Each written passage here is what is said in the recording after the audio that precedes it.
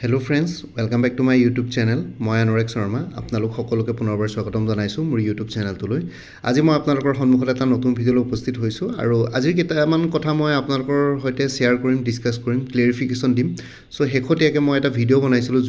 যোৱাকালি নহয় পৰহি দিনাখন। ছ' তাতে আমাৰ honourable chief minister doctor Himanta Biswa শৰ্মাদেৱে কৈছিলে যে এইটো বছৰত কোনো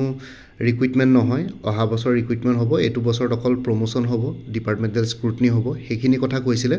ছ' তাৰ ওপৰত বহুতৰ প্ৰশ্ন আছিলে, বহুতে কিবাকিবি হুলস্থুল কৰি আছে, কমেণ্ট ছেকশ্যনটো কৈছে, মোক সুধিছেও। হুলস্থুল মানে কি, বেছিভাগে বাৰু ভালকৈ পলাইটলি সুধিছে, কিছুমানে এনেই কমেণ্ট ছেকশ্যনত কিবাকিবি কথা কৈ পেলাই বহুত কিবাকিবি অলপ কণ্ট্ৰভাৰ্চি ক্ৰিয়েট কৰি আছে, লগতে মোকো কিবাকিবি কথা কৈ আছে। ছ' সেইটো কাৰণে মই ক্লেৰিফিকেশ্যন কৰিব বিচাৰিছোঁ যে হিমন্ত বিশ্ব শৰ্মাদেৱে যোনটো কথা কৈছিলে অহা বছৰ ৰিক্ৰুইটমেণ্ট হ'ব বুলি, সেইটো তেওঁলোকৰ যোনটো এটা এইম আছিলে, টাৰ্গেট আছিলে 2 লাখ চাকৰি 2026 বা 2031লৈকে, সেই 2 লাখ চাকৰিৰ কথা কৈছিলে তেওঁ, ঠিক আছে। আৰু ইয়াতে বৰ্তমান এতিয়া যোনখিনি এডভাৰটাইজমেণ্ট নটিফিকেশ্যন, যোনখিনি মানে চেংচন পষ্ট, যোনখিনি অলৰেডি চেংচন হৈ আছে পষ্ট, যোৱা বছৰৰ যোনটো টাৰ্ম আছিলে তেওঁলোকৰ 2026লৈকে, মানে এইবাৰতো ইলেকশ্যন হৈ গ'ল, এইবাৰ ইলেকশ্যনৰ পাছত 2026 বা 2031লৈকে এটা নতুন টাৰ্ম আৰম্ভ হৈছে এইখন চৰকাৰৰ। সেই নতুন টাৰ্মটোত 2 লাখ চাকৰি দিব, সেই 2 লাখ চাকৰিৰে ৰিক্ৰুইটমেণ্টবিলাক অহা বছৰৰ পৰা আৰম্ভ হ'ব বুলি কৈছে। মানে অহা বছৰৰ পৰা আপোনালোকে নটিফিকেশ্যন আৰু এডভাৰটাইজমেণ্টবিলাক পাব, ঠিক আছে। আৰু লগতে এইটো বছৰ অকল জাষ্ট সেই আৰু পষ্ট ক্ৰিয়েট কৰিবৰ কাৰণে যোনখিনি ধৰক গ্ৰেড 3 পষ্ট ক্ৰিয়েট কৰিবৰ কাৰণে গ্ৰেড 3ত যোনখিনি অলৰেডি চাকৰিয়াল আছে তেওঁলোকক প্ৰমোশ্যন দি পেলাই গ্ৰেড 2লৈ নিব, তেতিয়া অলপ গ্ৰেড পষ্ট ক্ৰিয়েট হ'ব, ঠিক আছে, তেনেকুৱা ধৰণৰ কথা। আৰু লগতে যোনখিনি ধৰক কি বুলি কয়, আৰু লগতে ডিপাৰ্টমেণ্টেল স্ক্ৰুটনিও চলি আছে, যোনটো স্পেচিয়েল টাস্ক ফ'ৰ্চ গঠন কৰি দিছে চিফ ছেক্ৰেটাৰী চেয়াৰমেনশ্বিপত। ছ' এই স্পেচিয়েল টাস্ক ফ'ৰ্চৰ ৰিপৰ্টটো এইটো মাহৰ শেষৰ পালে, মানে এইটো মাহৰ লাষ্টৰ ভাগতে ৰিপৰ্ট ছাবমিট কৰিব বুলি কৈছে। যদি কেনেবাকৈ এইটো মাহত নহয় ছেপ্টেম্বৰ মাহত ছাবমিট কৰিব। ছ' সেইটো কাৰণে এইটো বছৰত নটিফিকেশ্যন নাহে বুলি ক'লে, জানুৱাৰীৰ পৰা আৰম্ভ হৈ যাব নটিফিকেশ্যন। 2 লাখ চাকৰি দিম বুলি কৈছে, 2 লাখ চাকৰি এডভাৰটাইজমেণ্ট আপোনালোকে পাব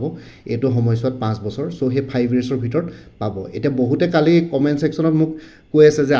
মই এইটো কথাকে ক্লেৰিফিকেশ্যন দিছিলোঁ, কিন্তু তেওঁলোকে কৈ আছিল যে আপুনি এনেই উস্তাদি মাৰিছ, মহাপণ্ডিত ওলাইছে কিবাকিবি। মই কৈছোঁ আপোনালোকে মহাপণ্ডিত নোলাব, তহঁতি নোলাবি মহাপণ্ডিত, ঠিক আছে। যোনখিনি কথা কয় সেইখিনি বুজি পাবি।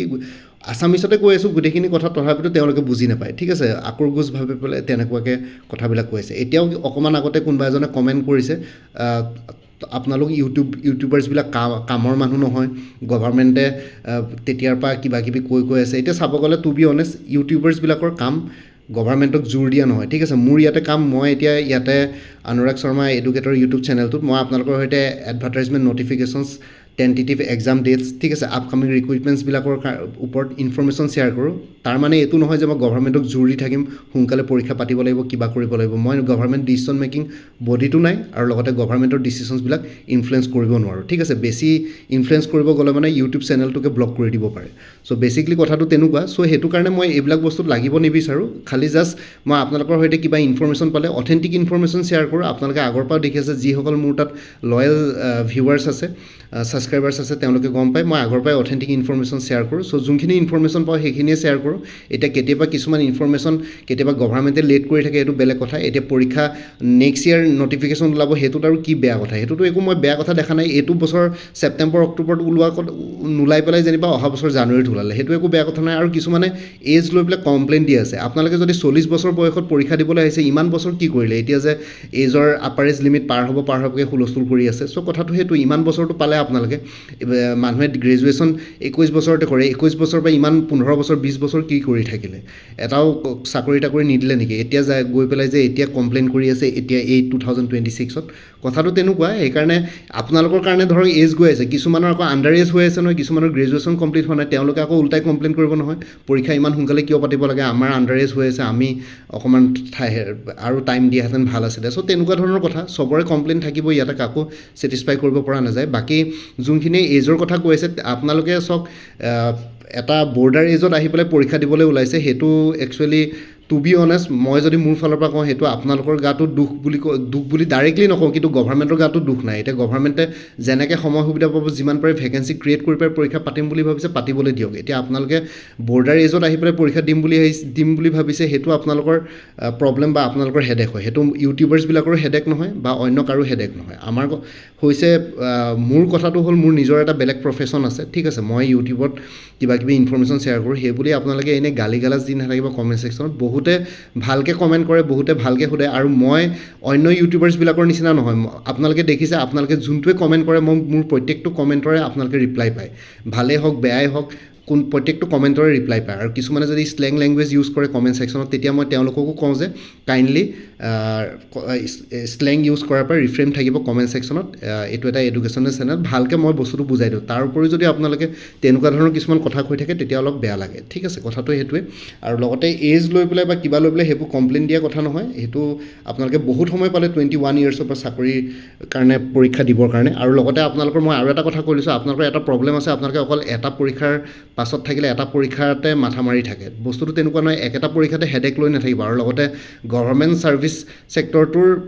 ছাৰ্ভিচ ষ্ট্ৰেংথবিলাক ইমান বেছি নহয়। ভাৰতৰ পপুলেশ্যন এতিয়া বৰ্তমান 150 কোটি মানুহ। সেই 150 কোটি মানুহকে 100 কোটি মানুহক চাকৰি দিয়াটো লিটাৰেলি ইম্পচিবল, ঠিক আছে। খুব বেছি 2% 3% মানুহক চাকৰি দিব পাৰিব। সেইটো কোনো পধ্যে জব ক্ৰিয়েট কৰিব নোৱাৰে, লাগিলে যোন চৰকাৰে নাহক, ঠিক আছে। চ' সেইটো কাৰণে সেইবোৰ কমপ্লেইন কৰি লাভ নাই। আপোনালোকৰ প্ৰাইভেট ছেক্টৰটো যদি চাকৰি পায় সোমাই ল'ব, নিজৰ এটা ফাইনেন্সিয়েল ষ্টেবিলিটি এটা আনিব। এনেকুৱা নহয় যে বছৰ 38 বছৰলৈকে 30 বছৰলৈকে আপোনালোকে অকল গভৰ্ণমেণ্ট চাকৰিৰ কাৰণে পঢ়ি থাকিব, পাছত গৈ পেলাই পৰীক্ষাটো 2 মাহ দেৰিকৈ নটিফিকেশ্যন ওলালে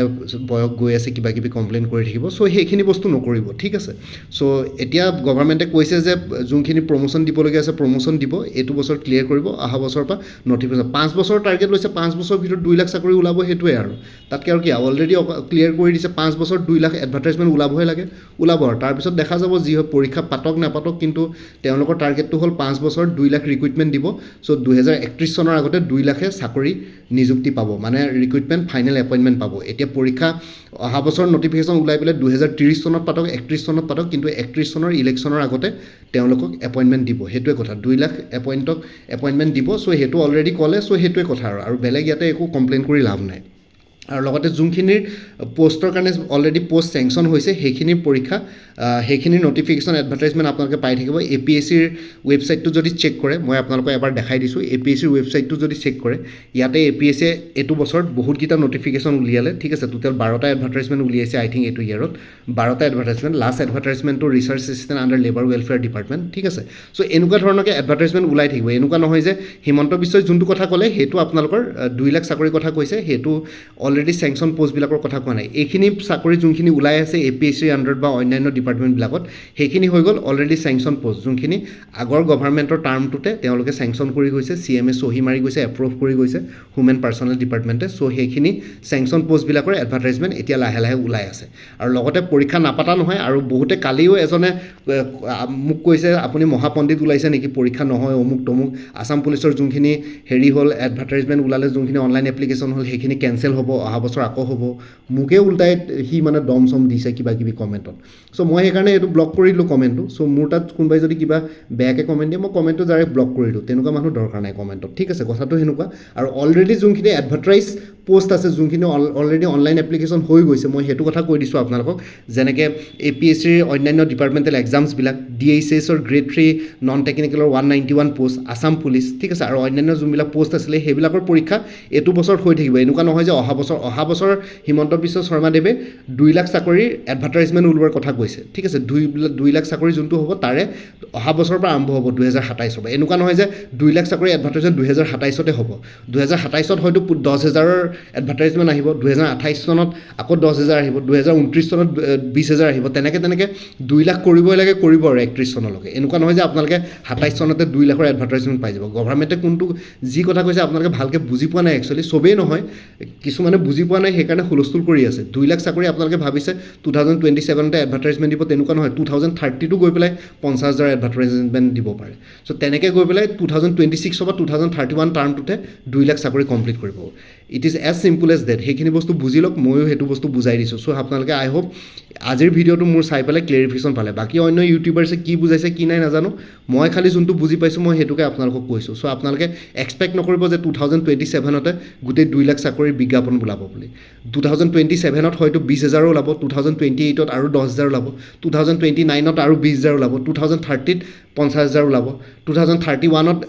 5,000 মান উলিয়াই দিব চ' তেনেকুৱা ধৰণৰ কথা 2026 হ'ব 2031লৈকে 2 লাখ কমপ্লিট কৰিব লাগে ৰিক্ৰুইটমেণ্ট 2 লাখ কমপ্লিট কৰিব কথাটো সেইটোৱে ঠিক আছে আৰু যোনখিনি অলৰেডি এডভাৰটাইজ পষ্ট আছিলে Assam police DSS grade 3 non technical 191 post সেইখিনি পৰীক্ষা এইটো বছৰত পাতিব পাৰিব এনেকুৱা নহয় যে পাতিব নোৱাৰিব এতিয়া DSSৰ পৰীক্ষা কেতিয়াবা এনেই দেৰি হৈ যায় এতিয়া অলৰেডি এবছৰমান হ'ল DSS গ্ৰেড 3 নন টেকনিকেল আগৰবাৰ DSSে এবছৰকৈ বেছি লগাইছিলে চ' এইবছৰ যদি পৰীক্ষা নাপাতে এইটো নহয় যে হিমন্ত বিশ্বই ক'লে বুলি নাপাতিব তেনেকুৱা নহয় DSSৰ পৰীক্ষা এনেই কেতিয়াবা দেৰি লাগে মই খবৰ লওঁতে তেওঁলোকে মোক জনালে যে পঢ়িবৰ কাৰণে সময় দিয়ে কেণ্ডিডেটছবিলাকক এতিয়া কিমানখিনি সঁচা কিমানখিনি মিছা নাজানো কিন্তু মই যিমানখিনি খবৰ পাইছোঁ তেওঁলোকে মোক তেনেকৈ ক'লে মানে তেনেকুৱা ধৰণৰকৈ ইনফৰ্মেশ্যন পালোঁ ঠিক আছে চ' সেইটোৰ ওপৰত মই ভিডিঅ' বনাইছিলোঁ আৰু আছাম পুলিচৰ ধৰক ফিজিকেলবিলাক যোনবিলাক এতিয়া এনেকুৱা টাইমত বানপানী হয় ফিল্ডত পানী হয় কিবা হয় দৌৰা ৰানিং চানিং সেইবিলাকত অলপ প্ৰব্লেম হয় চ' এইটো কাৰণে গভৰ্ণমেণ্টে এইটো হিমন্ত বিশ্ব শৰ্মাদেৱে কৈছিলে আজি কেইদিনমান আগতে অক্টোবৰ নৱেম্বৰত ৰানিংখিনি কৰিব বুলি চ' সেইটো মতে কৰিব চাগে আছাম পুলিচৰ এক্সামছবিলাক আৰু যোনখিনিৰ ধৰক SI যোনখিনি পৰীক্ষাবিলাক যোনবিলাকৰ ধৰক প্ৰথমতে ৰিটেন এক্সাম আছে সেইখিনি ৰিটেন এক্সামো এই অক্টোবৰ নৱেম্বৰ ডিচেম্বৰ এই 3 মাহত এক্সপেক্ট কৰিব পাৰে এনেকুৱা নহয় যে 2027 চনতে হ'ব যোনখিনি অলৰেডি এডভাৰটাইজ পোষ্ট সেইখিনি পৰীক্ষা এই অক্টোবৰ নৱেম্বৰ ডিচেম্বৰতে এক্সপেক্ট কৰিব পাৰে ঠিক আছে কথাটো তেনেকুৱা ধৰণৰ এনেকুৱা নহয় যে পৰীক্ষা নাপাতিব চ' পৰীক্ষাৰ কাৰণে প্ৰিপেৰেশ্যন কৰি থাকক এনেকুৱা নহয় যে আপোনালোকে ৰৈ থাকিব পাছত আকৌ এতিয়া ফৰেষ্ট ৰেঞ্জাৰৰ পৰীক্ষাটো APSCয়ে ঘপককৈ পাতি দিলে চ' আপোনালোকে সেইটোতো কমপ্লেইন কৰি আছে কিছুমানেতো পঢ়িব নাপালে কিছুমানে মোক হোৱাটছএপত মেছেজ কৰি কৈছে যে বানপানীৰ কাৰণে পিছুৱালে ভাল আছিলে মই এতিয়ালৈকে কিতাপ মেলাই নাই চ' আপোনালোকৰ ফৰেষ্ট ৰেঞ্জাৰ পৰীক্ষাৰ কাৰণে অলৰেডি এবছৰকৈ বেছি সময় দিলে অপশ্যনেল ছাবজেক্টকেইটাতো আপোনালোকে এক্সপাৰ্টিছ হ'ব লাগে তাতে বহুত মাৰ্কছ উঠিব মানুহৰ ঠিক আছে অপশ্যনেল ছাবজেক্ট যদি ছাপ'জ 200 মাৰ্কছ থাকে এখন পেপাৰ 200ৰ ভিতৰত 150 160 স্ক'ৰ কৰা মানুহ থাকিব কাৰণ অপশ্যনেল ছাবজেক্টকেইটা বহুত কম্পিটিটিভ থাকে অপশ্যনেল ছাবজেক্টছ পেপাৰ্ছকেইখনেই য'ত আপোনালোকৰ এক্সপাৰ্টিছটো চায় আৰু তাতে মাৰ্কছ বহুত উঠাব কেণ্ডিডেটছে তেতিয়া গৈ পেলাই নেক্সট ৰাউণ্ডলৈ চিলেক্ট হ'ব চ' সেইটো কাৰণে এবছৰ আগৰ পৰা যদি আপোনালোকে পঢ়া নাই এতিয়া আৰু 10 দিনত পঢ়ি পেলাই একো কৰিব নোৱাৰে কথাটো তেনেকুৱা আৰু ইয়াতে APSCয়ে বহুতখিনি এডভাৰটাইজমেণ্ট উলিয়ালে এইটো বছৰত এতিয়া নতুনকৈ এইখিনি চিলেবাছটো পাব্লিছ কৰিছে ঠিক আছে জুনিয়ৰ মেনেজাৰ APGCLৰ চিলেবাছ দিছে তেওঁলোকে ৰিচাৰ্চ এছিষ্টেণ্ট লেবাৰ ৱেলফেয়াৰ ডিপাৰ্টমেণ্টৰ চিলেবাছ দিছে লিষ্ট অফ কেণ্ডিডেটছ ওলালে ফৰেষ্ট ৰেঞ্জাৰৰ পৰীক্ষা 30 এই মাহৰ 30 তাৰিখৰ পৰা আৰম্ভ হৈছে চ' ফৰেষ্ট ৰেঞ্জাৰৰ এডমিট কাৰ্ড 24 আগষ্টত ওলাব ঠিক আছে আৰু লগতে ৰিচাৰ্চ এছিষ্টেণ্ট ফাইনেন্স বাজেটৰ এডমিট কাৰ্ড উলিয়ালে পৰীক্ষা 23 আগষ্টত আছে মানে এই অহা দেওবাৰে আছে এই আহিবলগীয়া দেওবাৰে ঠিক আছে আৰু লগতে ইণ্টাৰভিউ ভাইভা পোষ্ট পাতি আছে এছিষ্টেণ্ট ডাইৰেক্টৰ কটেজ ইণ্ডাষ্ট্ৰিজ গোটেইবিলাক পৰীক্ষাটো পাতিয়ে আছে আপোনালোকৰ কমপ্লেইন কি হ'ল আপোনালোকে কৈ আছে এইবছৰ নাপাতিব কালিতো এজনে ক'লে মোক তই মহাপণ্ডিত ওলাইছ নেকি কিবা কিবি চ' এইবোৰ এনেই যি টি ভাষা ইউজ কৰি লাভ নাই মইতো আপোনালোকৰ লগত ভালকৈ কথা পাতোঁ লগতে যোনে কমেণ্ট দিয়ে সকলোৱে কমেণ্টৰ ৰিপ্লাইও পায় মোৰ পৰা আপোনালোকে নিজে কওক আপোনালোকে যিসকলে কমেণ্টৰ ৰিপ্লাই নাপায় জানো মই প্ৰত্যেকটো কমেণ্টৰে ৰিপ্লাই দিওঁ আপোনালোকৰ ভালেই হওক বেয়াই হওক মই কমেণ্টৰ ৰিপ্লাই দিওঁৱেই আৰু লগতে এনেকুৱা নহয় যে মই কাৰোবাক ইয়াতে ছেপাৰেটকৈ চাওঁ বা বায়েছকৈ চাওঁ এনেকুৱা নহয় যে মই আপোনালোকৰ প্ৰত্যেকটো কমেণ্টতে এটা লাইক মাৰোৱেই এনেকুৱা নহয় যে আপোনালোকে কিবা পজিটিভ কমেণ্ট দিছে নিগেটিভ কমেণ্ট দিছে মোৰ তাত ন'টিফিকেশ্যন আহিলে আপোনালোকৰ কমেণ্টটো পঢ়ি চাওঁ আপোনালোকে নিজৰ এটা ভিউ পইণ্ট ৰাখে চ' সেইটো কাৰণে মই লাইক এটা মাৰি দিওঁ এনেকুৱা নহয় যে মই প্ৰত্যেকটো কথাই এগ্ৰী কৰোঁ কিন্তু যিহেতু মই বস্তুটো নিউট্ৰেল হয় মই নিউট্ৰেল হিচাপে গোটেই বস্তুটো চাওঁ নিউট্ৰেল হৈ পেলাই চ' সেইটো কাৰণে আপোনালোকৰ প্ৰত্যেকটো কমেণ্টতে মই লাইক কৰোঁ আৰু আপোনালোকে যদি কিবা এটা সোধে তেতিয়াহ'লে মই ৰিপ্লাই দিওঁ আৰু কিছুমানে ধৰক ইৰিটেট কৰে একেটা কুৱেশ্যনে সুধি থাকে এতিয়া বহুতে এবাৰ কোৱাৰ পিছতো সেই একেটা কুৱেশ্যনকে বাৰে পেটি সুধিয়ে থাকে তেতিয়াহ'লে মই গম পাওঁ কাৰণ মোৰ ইয়াত আহি যায় সেই মানুহজনে এতিয়ালৈকে একেটা কুৱেশ্যনৰ কমেণ্ট কেইবাৰ সুধিছে চ' সেই বস্তুটো ন'টিফিকেশ্যনত আহি যায় তেতিয়া মই গম পাওঁ যে ই একেটা কুৱেশ্যনে বহুতবাৰ সুধিলে মোক চ' তেতিয়া মই ৰিপ্লাই দিয়া বন্ধ কৰি দিওঁ আৰু চ' 2বাৰ 3বাৰ 3 টাইমছ 4 টাইমছলৈকে দিওঁ কিছুমানে 6-7 বাৰ একেটা কথাকে সুধিয়ে থাকে প্ৰত্যেকটো ভিডিঅ'তে ৰিপ্লাইটো চাই নে নাচাই নাজানো কিন্তু একেটা কথাকে সুধি ইৰিটেট কৰি দিয়ে সেইটো কাৰণে তেতিয়া মই ৰিপ্লাই নিদিয়া হওঁ নহ'লেতো মই ৰিপ্লাই দিওঁৱেই আৰু তথাপিতো মই লাইক এটা মাৰি থৈ দিওঁ আৰু বাকী veterinary officer block veterinary officer কাৰণেও ইয়াতে কি বুলি কয় চিলেবাছ দিলে এছিষ্টেণ্ট মেনেজাৰ APGCLৰ কাৰণে চিলেবাছ দিলে গোটেইকেইটা ছাবজেক্টৰ general studies English electrical engineering mechanical engineering গোটেইবিলাকৰ ঠিক আছে আৰু লগতে district museum officer grade 1 gazetted ইয়াতে এডমিট কাৰ্ড ডাউনলোড কৰিবলৈ আহিছে স্ক্ৰিনিং টেষ্টৰ ৰিজাল্ট দিছে assistant director cottage industries so' গোটেইবিলাক ইয়াতে দিয়ে আছে হিমন্ত বিশ্ব শৰ্মাই যোনটো কৈছে সেইটো 2 লাখ চাকৰিৰ কথা কৈছে বাকী অন্য যোনখিনি অলৰেডি এডভাৰটাইজ পষ্ট আছিলে যোনখিনি অলৰেডি চেংচন পষ্ট যোনখিনি অলৰেডি অনলাইন এপ্লিকেশ্যন হৈ গৈছিলে সেইবিলাকৰ পৰীক্ষা পাতি আছে APSC পাতি আছে যেতিয়া বেলেগবিলাকেও পাতিব ঠিক আছে চ' সেইটো কাৰণে আপোনালোকে সেইবিলাক টেনশ্যন নল'ব আৰু ইয়াতে এইখিনিয়ে নটিফিকেশ্যন নতুনকৈ আৰু লগতে APSC এইটো বছৰত 12টা এডভাৰটাইজমেণ্ট ওলালে আৰু চাগে 7-8টামান চেংচন পোষ্ট আছে তাৰে এডভাৰটাইজমেণ্ট এইটো বছৰতে আপোনালোকে পাই যাব টোটেল মুঠতে 20টামান এডভাৰটাইজমেণ্ট এইটো বছৰত APSCৰ পৰা এক্সপেক্ট কৰিব পাৰে এতিয়াও 4 মাহ আছে আৰু 4 মাহত 7-8টামান এডভাৰটাইজমেণ্ট আপোনালোকে এক্সপেক্ট কৰিব পাৰে যোনখিনি পোষ্ট অলৰেডি চেংচন কৰিছে আৰু মই অলৰেডি আপকামিং এক্সামছবিলাকৰ কাৰণে এটা ভিডিঅ' বনাইছিলোঁ APSCৰ সেই ভিডিঅ'টো চাই ল'ব ইয়াৰ আগৰ ভিডিঅ'টো তাৰ আগৰ ভিডিঅ'টো সেইখিনি ইনফৰমেশ্যন পাই যাব আৰু লগতে বাকী আপোনালোকে নিশ্চিন্ত হৈ থাকক পৰীক্ষাবিলাক পাতিব যোনখিনি অলৰেডি চেংচন পোষ্ট আছিলে সেইবিলাকৰ এডভাৰটাইজমেণ্ট নটিফিকেশ্যন পাই থাকিব 2026তে মানে এই চলিত বৰ্ষতে এইটো বছৰতে আৰু লগতে যোনখিনি অলৰেডি এডভাৰটাইজ পোষ্ট আছিলে যোনখিনিৰ কাৰণে অলৰেডি অনলাইন এপ্লিকেশ্যন হৈ গৈছে সেইখিনিৰ পৰীক্ষাও এইটো বছৰতে কণ্ডাক্ট কৰিব মানে পৰীক্ষাত দেৰি হ'ব পাৰে 2027লৈ এতিয়া ছাপ'জ আছাম পুলিচৰ পৰীক্ষাটো ছেপ্টেম্বৰ অক্টোবৰ নৱেম্বৰত নহৈ পেলাই কেতিয়াবা দেৰি হ'ব পাৰে কাৰণ অসম পুলিচৰ ছাব ইন্সপেক্টৰে এবাৰটো পৰীক্ষা এবছৰতকৈ বেছি টাইম লগাইছিলে সেইটো টাইম লগিয়াটো বেলেগ কথা কিন্তু এনেকুৱা ৰুলছ নাই যে 2027তে পাতিব 2026ত নাপাতিব হিমন্ত বিশ্ব যোনটো ক'লে সেইটো 2 লাখ চাকৰিৰ কথা কৈছে এই আছাম পুলিচৰ যিহেতু অলৰেডি অনলাইন এপ্লিকেশ্যন হৈছিলে সেইবিলাক পৰীক্ষা পাতিব পাৰিব ইচ্ছা কৰিলে মানে অহা মাহতো পাতিব পাৰিব কিন্তু এইটো তেওঁলোকে ষ্টেট লেভেল পুলিচ ৰিক্ৰুটমেণ্ট বৰ্ডখনে পাতে নে নাপাতে সেইটো তেওঁলোকৰ ওপৰত কথা কিন্তু পাতাত কোনো ৰেষ্ট্ৰিকশ্যন নাই ঠিক আছে কথাটো সেইটো DSSৰ ক্ষেত্ৰতো একে DSSে এনেই মানে আননেচেচাৰী এনেই দেৰি লগাই দিয়ে পৰীক্ষাটো 3 মাহতে পাতিব পাৰে পাতি দিব পাৰে কিন্তু আননেচেচাৰী এবছৰ 1.5 বছৰ টাইম লগাই দিয়ে কথাটো সেইটোৱে আৰু সেইকাৰণে কেণ্ডিডেটছবিলাকৰ বয়স যায় যেন লাগে কিন্তু তথাপিতো আপোনালোকে এতিয়া হেৰি বৰ্ডাৰত আহি পেলাই এজটো গৈছে বুলি কমপ্লেইন কৰিলেও নহ'ব কাৰণ 21 বছৰৰ পৰা অলৰেডি আপোনালোকে এতিয়া ধৰক যিসকলৰ এজ গৈছে এতিয়া জেনেৰেলৰ কাৰণেও ADR-ত 40 ইয়াৰ্ছলৈকে দিয়ে OBCৰ কাৰণে 43 SC ST 45 PWBD আৰু কিবাৰ লগতে আৰু 50 বছৰ 55 বছৰলৈকে দিয়ে সেইটোৰ পিছতো যদি এজ গৈছে যদি 50 বছৰৰ মানুহ এজনে যদি কৈ দিয়ে মোৰ এজ গৈ আছে গভৰ্ণমেণ্টে নটিফিকেশ্যন ওলাই সেইটো আৰু কেনেকুৱা কথা হ'ল কথাটো তেনেকুৱা আৰু সেইটো বস্তু বুজি লওক বাকীখিনিকো প্ৰিপেৰেশ্যন কৰিবলৈ টাইম দিয়ক ঠিক আছে কথাটো তেনেকুৱা আৰু বাকী আপোনালোকক মই এটা কথা কৰিছোঁ অকল গভৰ্ণমেণ্ট এক্সামৰ পাছত লাগি নাথাকিব বাকী প্ৰাইভেট ছেক্টৰ য'তে পায় সোমাই ল'ব কাৰণ ফাইনেন্সিয়েল ষ্টেবিলিটিটো দৰকাৰ পাছত টাইম গৈ থাকিলে মানে নহ'ব আৰু প্ৰাইভেট ছেক্টৰবিলাকৰ ভাল ডাঙৰ ব্ৰেণ্ডছবিলাকে ডাঙৰ কোম্পানীবিলাকে 27 ইয়াৰ্ছৰ পিছত কাকো চাকৰিত নলয় মানে উইদাউট এক্সপিৰিয়েঞ্চ ঠিক আছে চ' সেইটো কাৰণে 27 বছৰ আগতে ক'ৰবাত জইন কৰিবলৈ চাব তেতিয়া অলপ এক্সপিৰিয়েঞ্চ ল'লে মানে ভৱিষ্যতে আপোনালোকে বেলেগ এটা কোম্পানীত চিফ্ট কৰিবৰ কাৰণে ভাল হ'ব বা অলপ এক্সপিৰিয়েঞ্চ লৈ থ'লে মানে অলপ গেপ পৰিলেও পিছত কনচিডাৰ কৰিব কিন্তু যদি অকণো জিৰ' এক্সপিৰিয়েঞ্চ থাকে অকল প্ৰিপেৰেশ্যন কৰি থাকে গভৰ্ণমেণ্ট এক্সাম নোৱাৰি পেলাই যদি 27 বছৰ পাছত যদি কোনোবা কোম্পানীত জইন কৰিব যায় তেতিয়া নাপাব এনেই জাষ্ট লোকেলি আৰু কোনোবা ক'ৰবাৰ মাৰোৱাৰীৰ দোকান বা ডিলাৰ চিলাৰ এইবিলাকত চাকৰি পাব পাৰে 5,000 6,000 10,000ত খাটি থাকিবলৈ কিন্তু তাতকৈ ভাল চেলাৰী পোৱা কোম্পানীত আপোনালোকে চাকৰি নাপায় ঠিক আছে বা কোনো প্ৰাইভেট ভাল বেংকিং ছেক্টৰটো HDFC বেংক ICICI বেংক এইবিলাকত চাকৰি নাপায় চ' সেইটো কাৰণে আপোনালোকে 27 বছৰ আগতে ট্ৰাই কৰক প্ৰাইভেট ছেক্টৰত সোমাবলৈ এনেকুৱা নহয় যে গভৰ্ণমেণ্ট ছেক্টৰৰ কাৰণে লাগি থাকিব আৰু যদি লাগিছে ভালকৈ লাগক যাতে এবাৰ দুবাৰতে ক্লিয়াৰ হৈ যায় কথাটো সেইটোৱে আৰু লগতে লাক ফেক্টৰে ডিপেণ্ড কৰে চ' এইটো কাৰণে কৈছোঁ ফাইনেন্সিয়েল ষ্টেবিলিটিৰ কাৰণে প্ৰাইভেট ছেক্টৰটো আপোনালোকে ট্ৰাই কৰি থাকক ঠিক আছে এইখিনিয়ে মই ইয়াতে আপোনালোকক ক্লেৰিফিকেশ্যন দিলোঁ বাকী আপোনালোকে যদি আপকামিং এক্সামছবিলাকৰ কাৰণে প্ৰিপেৰেশ্যন কৰি আছে তেতিয়াহ'লে কিছুমান ক'ৰ্চ মেটেৰিয়েলছ এভেইলেবল আছে যেনেকৈ APSC veterinary officer block veterinary officer কাৰণে ক'ৰ্চ মেটেৰিয়েলছ এভেইলেবল আছে 250 ৰুপিছত এইটো নম্বৰ হোৱাটছএপ কৰিব পাৰিব 9706557851 ইয়াতে গোটেইখিনিয়ে আছে খালি অকল যোনখিনি ভেটেনেৰীৰ কাৰণে যোনখিনি স্কিমছ আছে গভৰ্ণমেণ্ট স্কিমছ সেইখিনি গভৰ্ণমেণ্ট ৱেবছাইটৰ পৰা ডাইৰেক্টলি পাই যাব মোৰ তাত বাৰু নোটছ নাই আৰু লগতে মোৰ মেটেৰিয়েলছবিলাক PDF ফৰ্মেটত এভেইলেবল আছে MCQs ফৰ্মেটত বাকী যোনখিনি মেথছ এপ্টিটিউড ৰিজনিং আৰু অন্যান্য যোনখিনি কাৰণে step by step explanation formula লাগে সেইখিনি বস্তু পাই যাব APSC forest ranger soil conservation ranger course materials available আছে ইংলিছ আৰু জেনেৰেল নলেজৰ ওপৰত 350ত APSC junior development officer research এছিষ্টেণ্টৰ ক'ৰ্চ মেটেৰিয়েলছ এভেইলেবল আছে 300ত ইয়াতে এইটো নম্বৰ হোৱাটছএপ কৰিব পাৰিব 9706557851 APSC টুৰিজিম ডেভেলপমেণ্ট অফিচাৰৰ কাৰণে ক'ৰ্চ মেটেৰিয়েলছ এভেইলেবল আছে 275ত APSC হোমগাৰ্ড ছাৰ্ভিচৰ ফুল ক'ৰ্চ মেটেৰিয়েলছ এভেইলেবল আছে পেপাৰ অন পেপাৰটো 275 ৰুপিছত APSC কালচাৰেল ডেভেলপমেণ্ট অফিচাৰৰ কাৰণে ক'ৰ্চ মেটেৰিয়েলছ এভেইলেবল আছে ইংলিছ আৰু জেনেৰেল নলেজৰ ওপৰত 175 ৰুপিছত এইটো নম্বৰ হোৱাটছএপ কৰিব পাৰিব APSC CDPOৰ কাৰণে ক'ৰ্চ মেটেৰিয়েলছ এভেইলেবল আছে ইংলিছ পুলিচ আৰু জেনেৰেল নলেজৰ ওপৰত 200ত APSC enforcement inspector course materials available আছে 400ত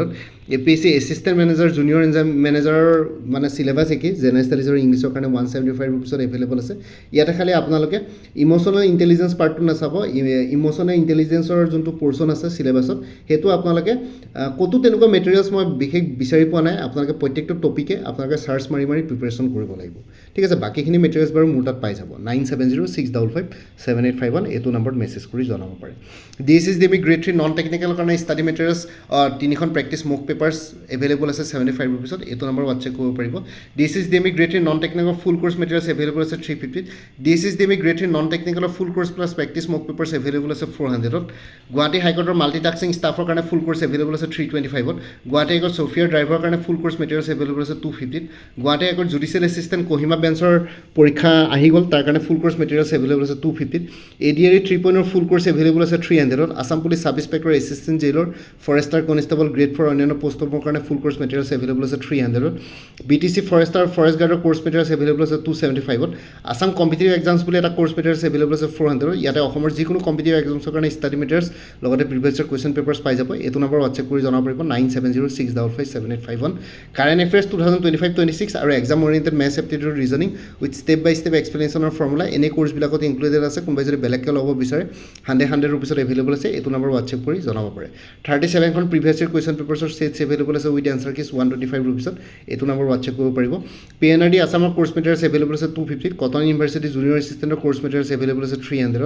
Assam Agriculture University non teaching পষ্টবিলাকৰ কাৰণে ফুল কোৰ্চ এভেইলেবল আছে 300ত APSC assistant engineer junior engineer course materials available আছে জেনেৰেল ষ্টাডিজ আৰু ইংলিছ গ্ৰামাৰ ওপৰত 250ত এইটো নম্বৰ হোৱাটছএপ কৰিব পাৰিব 9706557851 আপডেটেড কাৰেণ্ট এফেয়াৰ্ছবিলাক মোৰ পৰা কোৰ্চ লৈ লাইফ টাইম পাই থাকিব তাৰ কাৰণে কোনো ফাৰ্ডাৰ পে'মেণ্ট কৰিব নালাগে প্ৰত্যেক মাহৰ বিগিনিং বা ষ্টাৰ্টিঙত এটা ৰিমাইণ্ডাৰ মেছেজ দিলে হ'ল যে প্ৰিভিয়াছ মান্থ বা লাষ্ট মান্থৰ কাৰেণ্ট এফেয়াৰ্ছ লাগে মই লগে লগে আপোনালোকৰ সৈতে শ্বেয়াৰ কৰি দিম ইণ্টাৰেষ্টেড কেণ্ডিডেটসকলে এইটো নম্বৰ হোৱাটছএপ কৰি জনাব পাৰিব 9706557851 আপোনালোকক কোনটো কোৰ্চ লাগে কোৰ্চৰ কণ্টেণ্টছখিনি শ্বেয়াৰ কৰিম লগতে পে'মেণ্টৰ লিংক দি দিম পে'মেণ্ট কৰাৰ লগে লগে গোটেই কোৰ্চটো নিজৰ হোৱাটছএপত PDF ফৰ্মেটত পাই যাব আৰু আগতে কোনোবাই যদি কিবা মোৰ পৰা কোৰ্চ মেটেৰিয়েলছ লৈ থৈছিলে তেতিয়া জনাই দিব তেতিয়া আগৰ মেটেৰিয়েলছখিনি বাদ দি যোনখিনি নতুন মেটেৰিয়েলছ লাগিব সেইখিনি ল'লে হ'ল তেতিয়া প্ৰাইচটো অলপ কমি যাব আৰু ইয়াতে যোনটো হোৱাটছএপ নম্বৰ দিয়া আছে সেইটোত অনুগ্ৰহ কৰি কল নকৰিব সেইটো জাষ্ট হোৱাটছএপ মেছেজৰ কাৰণে এভেইলেবল কলৰ কাৰণে এভেইলেবল নহয় বাকী ভিডিঅ' ডেছক্ৰিপশ্যন আৰু কমেণ্ট ছেকশ্যন চেক কৰক তাতে কোৰ্চখিনি কথা আৰু উল্লেখ কৰি দিয়া আছে লগতে মোৰ আৰু এটা চেনেল আছে অসম আইকিউ বুলি এই চেনেলটোৰ লিংকটো ভিডিঅ' ডেছক্ৰিপশ্যনত শ্বেয়াৰ কৰিছোঁ আপোনালোকে সেইটো চেনেলো ছাবস্ক্ৰাইব কৰি ল'ব পাৰিব চ' ভৱিষ্যতলৈ এনেকুৱা ধৰণৰ কম্পিটিটিভ এক্সামছবিলাক দিয়াৰ ক্ষেত্ৰত আৰু অলপ এক্সট্ৰা গাইডেঞ্চ পাই যায়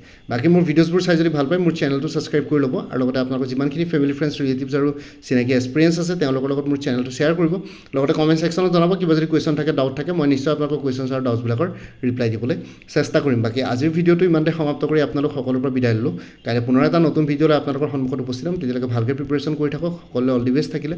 bye take care friends Bharat মাতা কি জয় জয় আই অসম